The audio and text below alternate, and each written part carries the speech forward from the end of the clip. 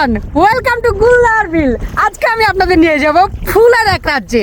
কি ফুল সেটা আপনাদের দেখাবো, চলেন। আমরা চলে আসছি সেখানে। এই যে মাঝি ভাই আছে, নাজমুল হাসান, মোজাম্মেল হোসেন, পুরো একটা বিল, বিশাল আকারের বিল। আর এই যে হচ্ছে সেই ফুলের রাজ্য, এই সেই ফুল যেটা আমরা পদ্মর ফুল নামে চিনি। কিন্তু একটা দুঃখের বিষয় যে এখানে যারা আসছেন এই বিলে হচ্ছে এই যে ফুলগুলো ছিঁড়ে ফেলছেন, এটা খুব দুঃখজনক বিষয়। ক্যামেরার মাধ্যমে হয়তো আপনারা খুব একটা বুঝতে পারছেন না, তার কারণ আমি যেহেতু ওয়াইড ক্যামেরায় ভিডিও করছি, এই ফুলগুলো হচ্ছে অনেক ফাঁকা ফাঁকা দেখাচ্ছে, কিন্তু আসলে অতটা যে ফাঁকা তা না। একটা বিষয় আপনাদের পদ্মগুলো দেখা একটু কেমন, মানে এগুলো অনেক খাইছি, বিশেষ করে এই বিলেই হচ্ছে তুলে নিয়ে যেতাম, আব্বুরা তুলে নিয়ে যেত, বিক্রি করতো। আর সেই ফুল এখন হচ্ছে ঐতিহ্য হয়ে গেছে।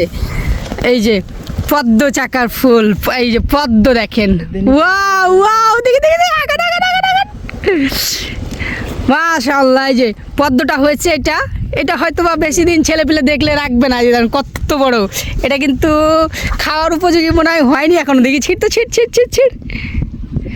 ভাই আমাকে একটা দিয়ে, আপনি নিবেন? আমাকে দিয়েন ভাই, আমি মাঝি নয়, আমাকে হয়নি তুলা, এটা হচ্ছে তুলাই ভুল করা হয়েছে। তার কারণ মনে করছিলাম যে এটা সুন্দরভাবে ফলগুলো হয়ে গেছে, বাট এটা এখনো হচ্ছে ছোট। আর কিছুদিন গেলে হয়তো আর 10 থেকে 15 দিন গেলে এটা একটা হালকা পাতলা হয়ে যায়। এই যে দেখেন ছোট্ট আকারে।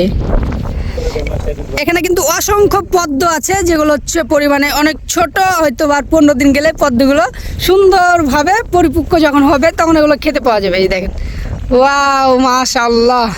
তো এই ছিল বিলের অবস্থা, সৌন্দর্য। তো ঠিক আছে, সবাই ভালো থাকেন, আল্লাহ হাফেজ।